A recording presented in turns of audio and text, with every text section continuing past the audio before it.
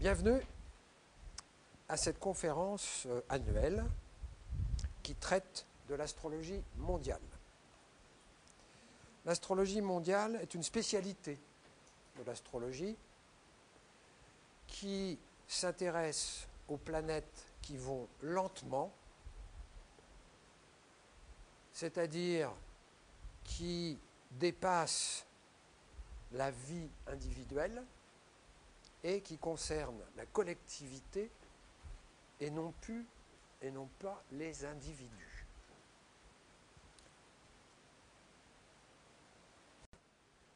L'astrologie nous enseigne que dans l'univers, tout est cyclé.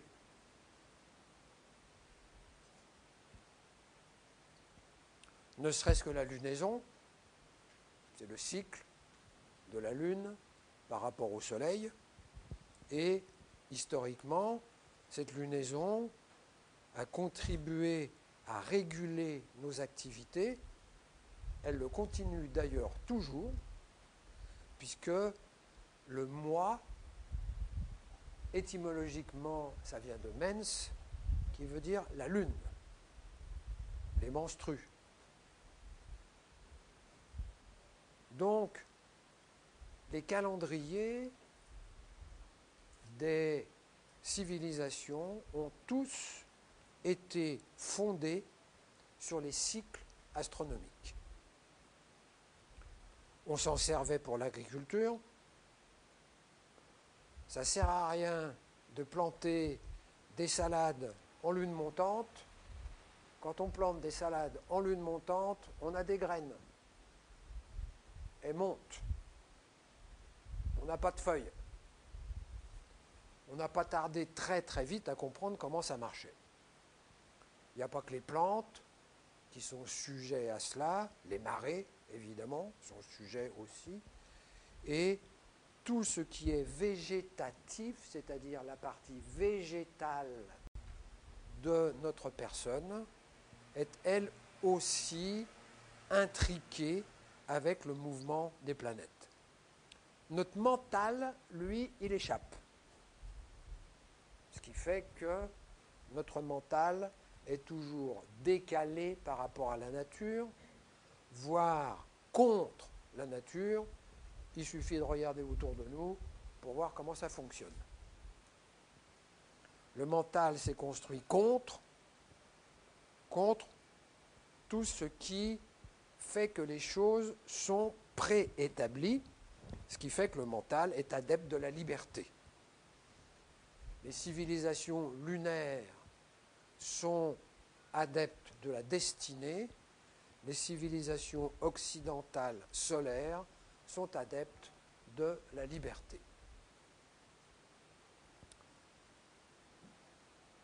Notre conscient, lui, échappe. Mais notre inconscient, lui, fonctionne très exactement en prise avec l'univers. Alors vous allez me dire, quelle est la relation entre nous et l'univers? Très simple. Vous êtes là, sur votre chaise. Vous sentez votre chaise sous vos fesses. Votre voisin à côté, il est sur sa chaise. Il a ses fesses sur sa chaise et vous n'avez pas les fesses sur sa chaise. Bien séparés. Mais quand on élève un petit peu le point de vue, la conscience, au même moment, sans rien changer, au même moment où vous êtes assis sur votre chaise à vous, vous êtes assis dans la salle. On n'a rien changé. On a changé le point de vue. On a élargi notre champ de conscience. À la fois, je suis sur la chaise et à la fois, je suis dans la salle. C'est une évidence, il n'y a pas à discuter. C'est simplement une affaire de conscience. Mais on peut tout à fait dire que non seulement je suis dans cette salle, mais je suis dans Montpellier. Nous sommes tous ici sur notre petite chaise perso, mais nous sommes tous dans Montpellier, et pas seulement les personnes qui sont dans cette salle, mais toutes les personnes qui habitent Montpellier. Si on élargit encore, on peut dire qu'on est dans la France, en étant sur notre chaise. Et si on élargit encore, on peut dire qu'on est sur Terre, en étant sur notre chaise. Il n'y a aucun doute. Ce qui fait que, selon ce point de vue, on est un tout petit morceau de la Terre. Tout petit. Mais morceau de la Terre quand même, c'est la Terre qui nous a fabriqués. Si nous sommes identifiés à cette Terre, on ne peut pas dire que ce qui se passe dans le système solaire, on est absent. La Terre est dans le système solaire, nous, on est dans la Terre, donc nous, on est dans le système solaire. On ne peut pas dire qu'on n'est pas concerné. C'est ça l'astrologie. Ce n'est pas un rapport de cause à effet. Ce n'est pas le système solaire qui a une action sur nous comme des marionnettes. C'est simplement cette synchronicité, c'est simplement cette fonction fractale qui fait que nous sommes à la fois le système solaire et à la fois des individus. En tant qu'individu, eh bien, on a des choix, on a notre liberté. En tant que système solaire, eh bien, ce n'est pas nous qui choisissons. Hein. On fait partie de. Eh bien, l'astrologie, c'est ça.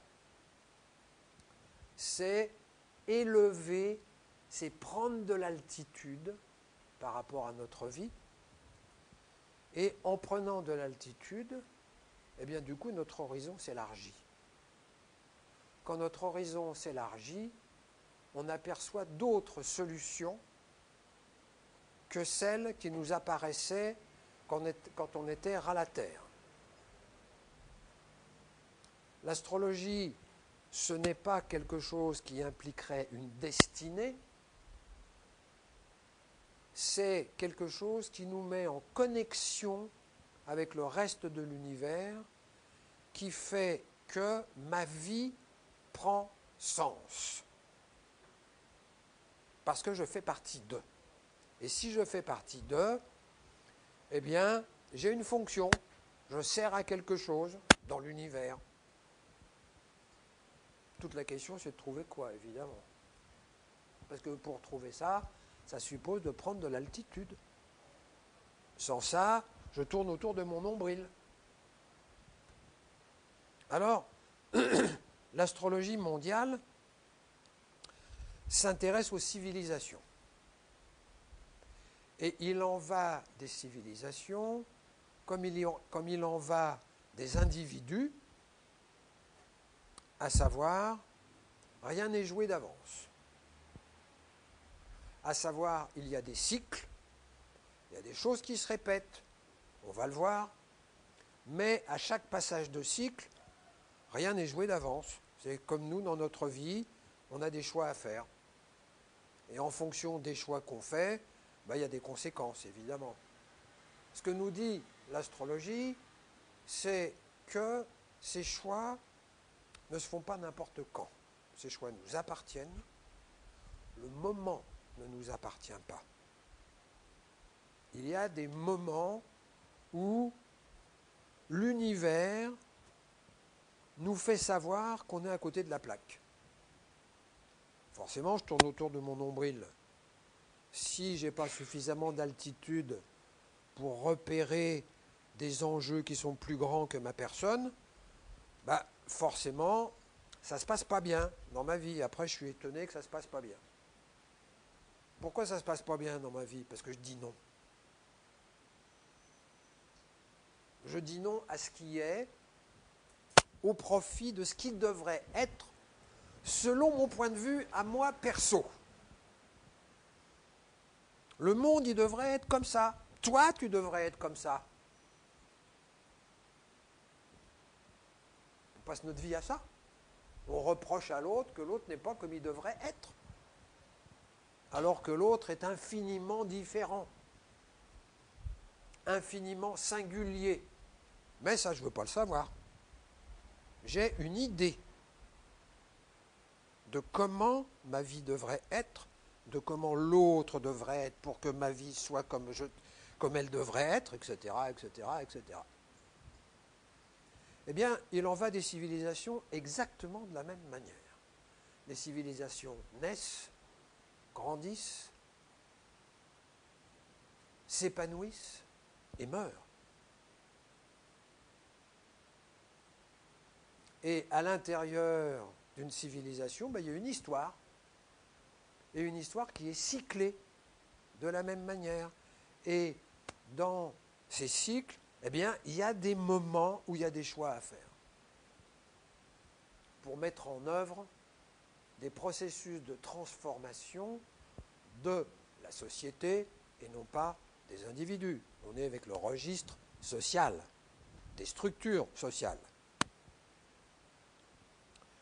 Eh bien, en astrologie, il y a des planètes, astrologie mondiale, qui retracent ces civilisations, l'évolution des civilisations, les répétitions qui se font, les erreurs qui se font, qui conduisent à des catastrophes, qui conduisent à des guerres, qui conduisent à des conflits, mais ça, les civilisations ne font jamais que répéter ce que nous on fait dans notre vie perso. L'autre n'est pas comme il devrait être, je lui pourris la vie. Là, dans les civilisations, c'est pareil. Voilà. Celui-là, il est basané, je vais le pourrir. Il ne pense pas comme moi, je vais le pourrir. Donc, il y a des cycles. Et nous allons nous intéresser à quels sont les cycles en jeu cette année pour comprendre ce qui se joue et pour comprendre les perspectives.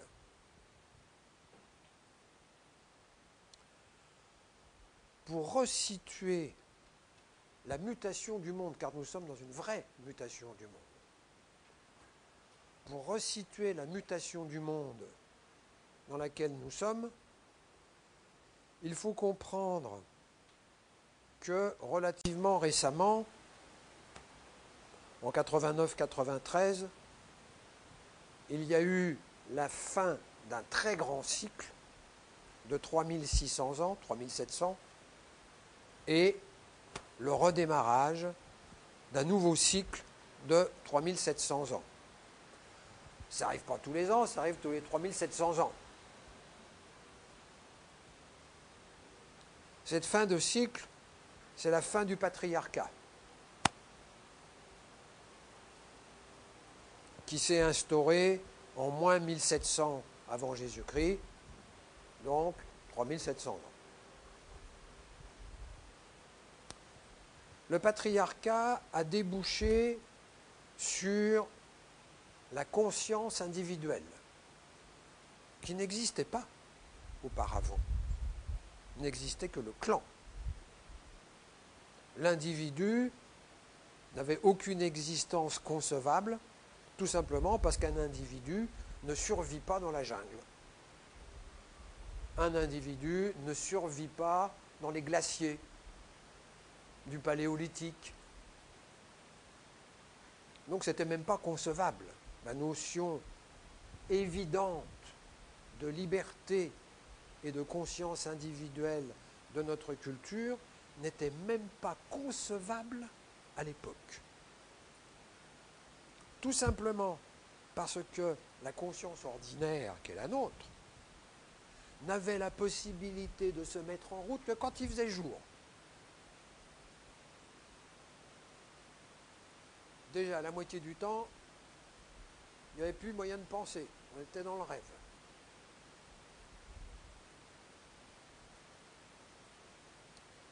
Donc, nous sommes dans cette formidable mutation qui dépasse et de loin toutes les petites mutations qu'il y a eu, et il y en a eu. En 3700 ans, ça n'a pas manqué, hein, les Grecs, les Romains, ça n'a pas manquer les naissances de civilisation, les morts de civilisation, l'Égypte, etc. Donc pour replacer ce qui est en train de se jouer, là, il faut comprendre qu'on est au seuil. 89, ça fait pas longtemps quand même, c'est rien, c'est des clopinettes par rapport à 3700 ans. C'est le tout début, tout début, tout début. Oui, c'est le tout début, mais justement, ça commence à bouger. À savoir, ce qui était le moteur de la civilisation, à savoir moi je suis le plus fort, moi je suis le meilleur, moi je suis le chef, moi je suis au centre. Toute chose qui s'est établie à partir du milieu du néolithique, avec l'apparition des royautés, et avec l'apparition des royautés, la pyramide des responsabilités. Eh bien, mesdames et messieurs, c'est fini. C'est obsolète. Alors on est encore accro au chef, au sous-chef, au contrôle du chef sur le sous-chef, du sous-chef sur le sous-chef. La pyramide, c'est fini, terminé, on change de civilisation, on change de culture, mais d'une civilisation qui est beaucoup plus vaste, qui est le patriarcat, que les Romains, que les Grecs, que la civilisation occidentale, etc. On est dans quelque chose de beaucoup plus vaste. Ce qui représentait le cœur du fonctionnement de la société est en train de disparaître. À savoir, moi je. Parce qu'on est en train d'en crever.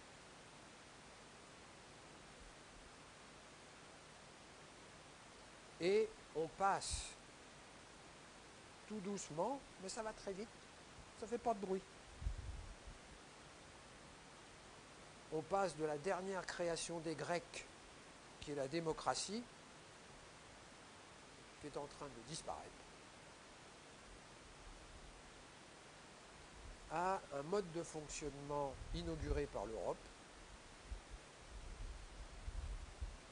qui est la gouvernance.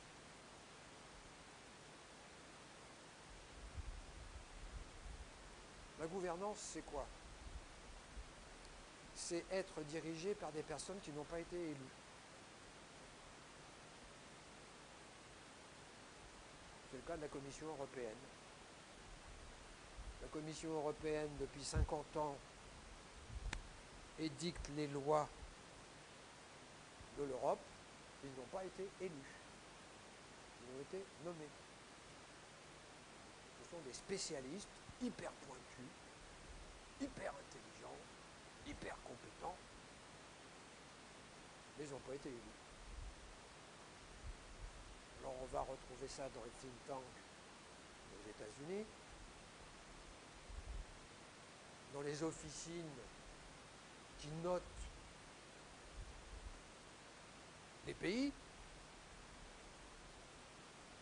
Alors telle officine décrète que les États-Unis vont passer de 3A à 2A+, allez hop, le dollar s'effondre.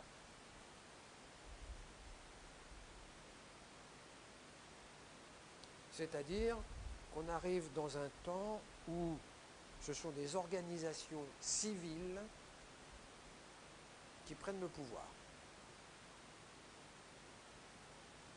Et la démocratie, ça devient une rigolade. De toute façon, personne n'y croit. C'est-à-dire que les personnes qui sont élues sont des repris de justice.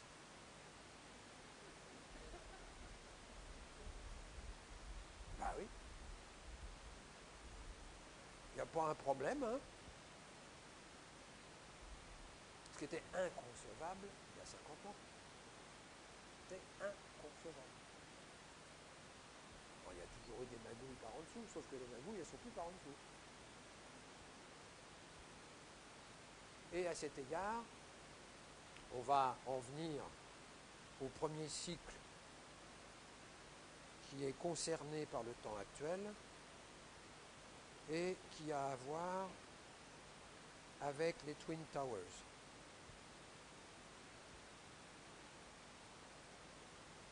Et la guerre d'Irak. La guerre d'Irak a été déclenchée sur un mensonge éhonté auquel tout le monde a adhéré. Personne n'a dit c'est un mensonge, tout le monde le savait. Bon, c'est bien que les services secrets de tous les pays savaient que ce n'était pas vrai. Eh bien, tout le monde a été d'accord. C'est-à-dire que le mensonge a été érigé publiquement comme mode de gouvernement et comme mode de décision. On va voir qu'à partir de là, ça dérape.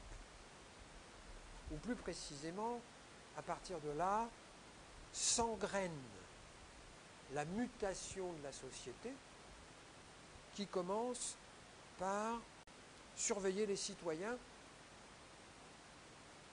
par peur du terrorisme.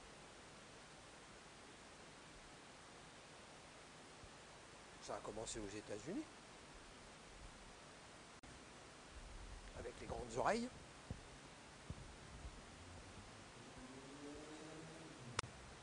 Ça a commencé avec les caméras dans les rues et surtout avec l'évolution des logiciels qui sont tout à fait capables de reconnaître quelqu'un en quelques minutes à partir des films qui sont pris par les caméras qu'il y a dans les rues. C'est la société des petites cases qui est en train de s'installer. C'est la société numérique. Tout est découpé en segments. Tout est segmenté pour que ce soit plus facile à rabouter, à combiner, à organiser. Du lieu de l'ordinateur, évidemment. Mais du lieu humain, ça fait des catastrophes. Y compris dans l'éducation nationale, où les profs sont payés par segment, en fonction des boulots qu'ils font. Alors, tant d'heures de cours, ça vaut tant. Donc, alors, tel prof, il va avoir... alors, c'est des segments de 3 heures. Voilà. Alors, pour une classe, il y a 5 heures. Alors, comment on va faire? Bon, on prend un prof qui a un segment de 3, plus un prof qui a un segment de 3, mais ils vont en faire que 2, mais il va falloir caser 1 heure quelque part. Du lieu de l'informatique, c'est logique.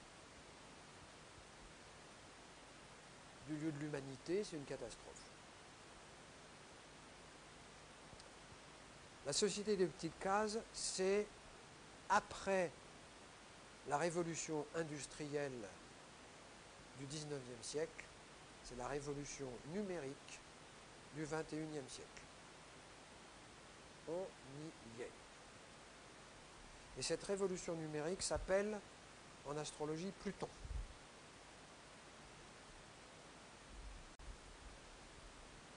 La planète Pluton correspond à ce qui est caché, et ce qui est caché historiquement dans l'ordre, c'est le pétrole. Ce qui est caché, c'est l'atome. Et ce qui est caché, c'est l'information. Nouvelle source d'énergie, l'information.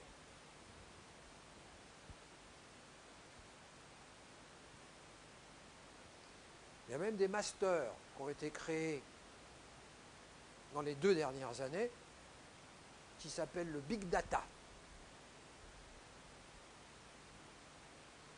Le Big Data, c'est quoi? C'est des grosses têtes mathématiques, c'est des mathématiques de haute volée qui permettent, à partir des données récoltées sur Internet, d'en sortir des tendances, d'en sortir des directions pour le futur. Et je peux vous dire que les entreprises sont friandes. Parce qu'une entreprise qui est dans le fil de la tendance va vendre. L'entreprise qui est à côté de ses pompes, elle peut fermer ses portes. Parce que les autres, ils vont vendre plus, parce qu'ils ont l'info, parce qu'ils sont pertinents. Voilà. Et la pertinence, ça vient d'où? L'Internet et du big data. Société numérique. Pourquoi croyez-vous que tous les grands magasins, même les petits d'ailleurs, vous offrent gratuitement, ça on n'a jamais vu ça quand même, hein, une carte de fidélité. C'est gratuit. À quoi ça sert la carte de fidélité? Bon, vous avez Peanuts. Au bout de 10 ans, vous avez le droit à un couteau pliable.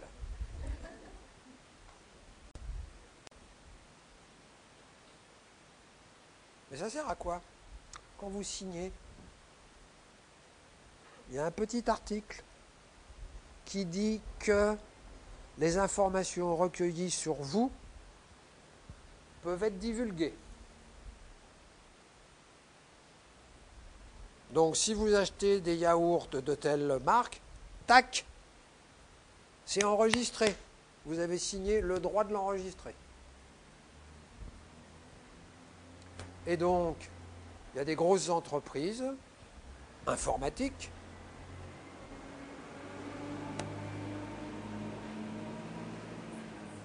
qui achètent toutes ces infos et qui collectionnent pour chaque individu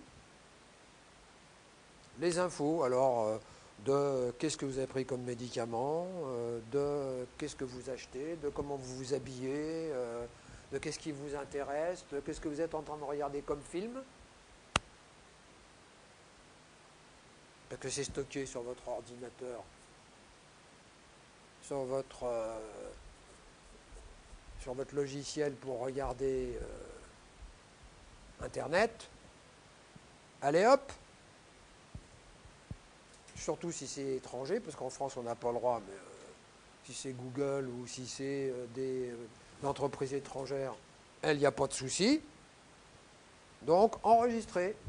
Vous regardez ceci, vous regardez cela, enregistrez, ça s'ajoute à ce que vous mangez comme yaourt, etc. On fait exactement la même chose pour les enfants à l'école. Les professeurs sont tenus de remplir des petites cases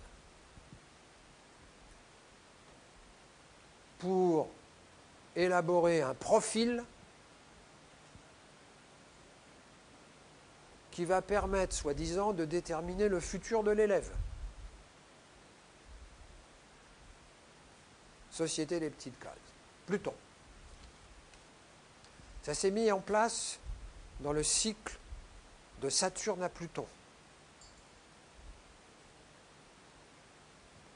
Ce cycle de Saturne à Pluton, c'est le cycle du partage du monde.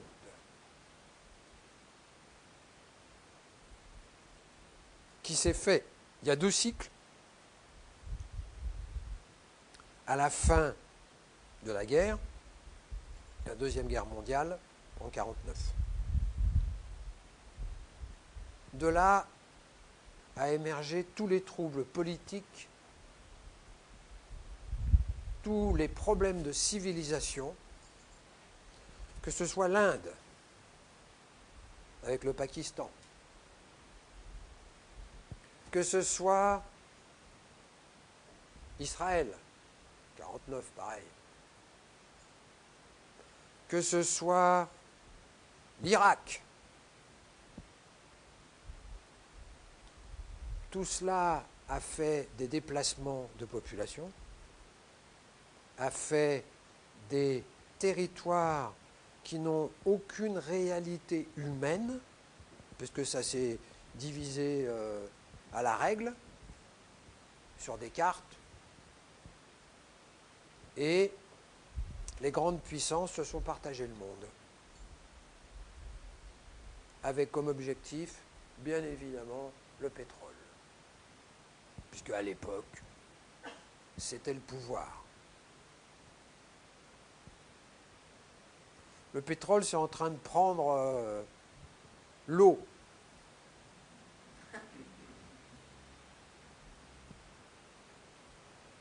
D'abord parce qu'il y en a de moins en moins, ça coûte de plus en plus cher. Et ensuite parce qu'il y a des nouvelles technologies avec l'électricité qui font qu'on commence tout doucement à apprendre à stocker l'électricité. Mais tant qu'on a intérêt avec le pétrole, il ne faudra pas compter que l'électricité remplace le pétrole. Donc, le cycle Saturne-Pluton, c'est à la fois le cycle de l'emprise, de l'intelligence, de l'intellect sur l'humanité, et à la fois la réaction de l'humanité sur cette emprise. 49, ben les premiers qui font tout péter, c'est les Israéliens.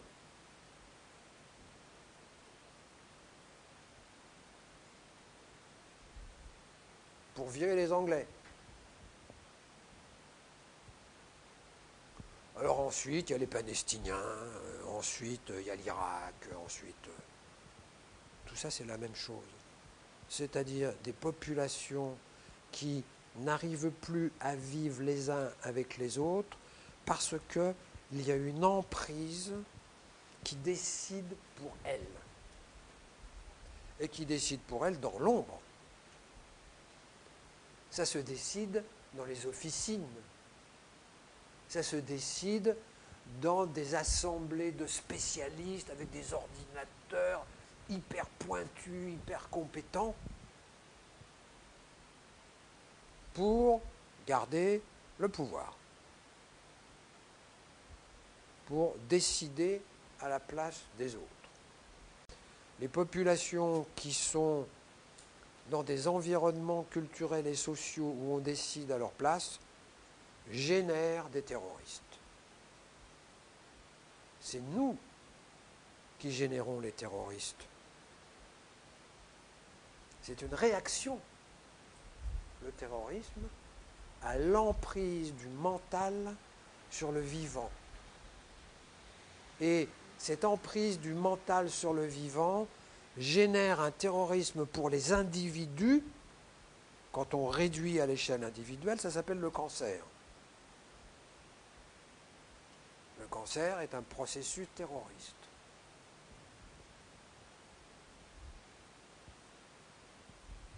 Les personnes qui souffrent de cancer sont des personnes qui ont un mental qui prennent volonté, qui prennent emprise sur le vivant de la personne. Et le vivant y réagit. Eh bien, au niveau culturel, au niveau des civilisations, on trouve exactement la même chose. Et tant que, et c'est pas prêt de céder, tant que le mental demeure et s'installe comme mode de gouvernance, il y aura du terrorisme.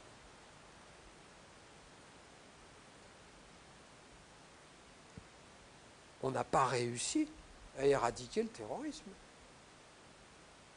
puisque c'est nous qui le créons.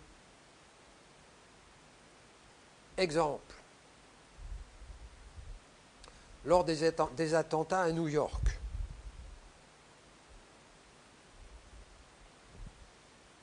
il y aurait eu d'autres possibilités que de déclarer la guerre.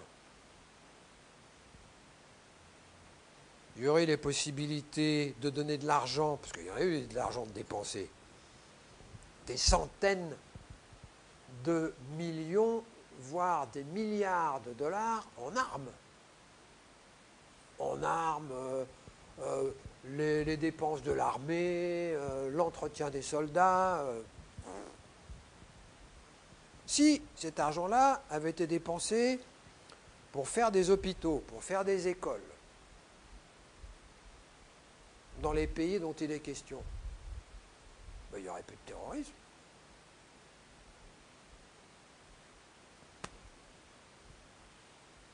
Ah oui, mais du coup, ils seraient devenus intelligents et ils auraient décidé par eux-mêmes. Ah non, non, non, ça. Hors de question qu'une population décide sa propre vie quand même. Il ne faut quand même pas exagérer, non? Donc, le démarrage de la mise en œuvre de cette nouvelle société numérique, eh bien, c'est au moment des attentats de New York. À partir de là, au nom de la sécurité, s'est mis en route la société des petites cases. Ça a commencé aux États-Unis, mais ça s'est répandu comme une traînée de poudre, jusqu'en France, il n'y a pas longtemps, de voter la loi contre le terrorisme, qui autorise l'État à fouiller dans nos ordinateurs. Ça a été voté. Au nom de la sécurité. On est toujours avec la notion d'information, de la capture d'informations qui donne le pouvoir. Parce que, ayant l'information que les autres n'ont pas, on peut prévoir le futur. On anticipe, d'où le big data, pour déterminer quelles sont les évolutions, les courants, les directions. Donc, depuis cette époque, eh bien, la société se durcit. Parce que la société des petites cases, c'est la société numérique, c'est la société informatique. Il n'y a plus d'humain. C'est l'ordinateur. Est-ce que vous avez essayé de rencontrer quelqu'un à l'URSSAF? Il n'y a plus personne au bout du fil. C'est aller sur notre site www.ursaf.fr et démerdez-vous. On n'est plus avec l'humain, on est avec l'ordinateur. Et l'ordinateur va prendre de plus en plus de place, puisque même maintenant, il nous cause dans l'oreille. On lui parle et nous répond. Bon, pour l'instant, c'est un peu frustre. Mais ça va s'améliorer. C'est-à-dire que ça va s'empirer pour nous. Ça va s'améliorer en efficacité, mais on n'aura toujours pas quelqu'un. On n'aura toujours pas un humain en face de nous. Et si je vous parle de ça, c'est pour vous parler d'une configuration Jupiter, Trigone, Pluton,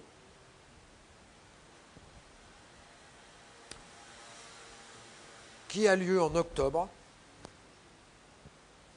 Ça passe relativement vite, mais ce qui est intéressant, c'est que Mars, qui est la planète rapide, vient activer. On avait vu ça l'année dernière.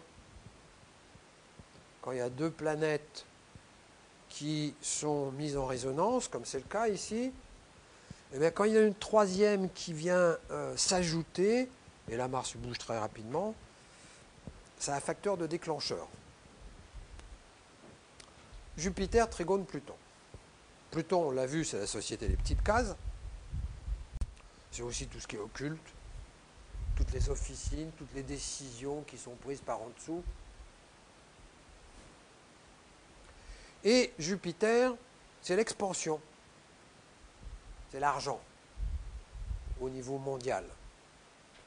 Donc avec Jupiter, on trouve à la fois les invasions, l'expansion,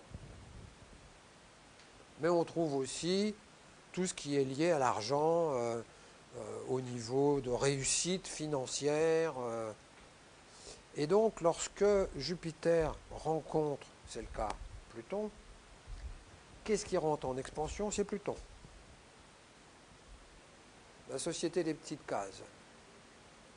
Mais qu'est-ce qui rentre en expansion aussi? C'est le terrorisme. Tout autant. Alors on va voir tout à l'heure que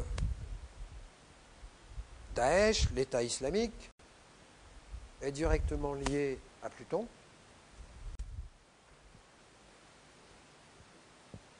Puisque c'est directement lié à l'Irak. L'Irak et la Syrie. C'est une résurgence locale de l'Irak et de la Syrie du terrorisme.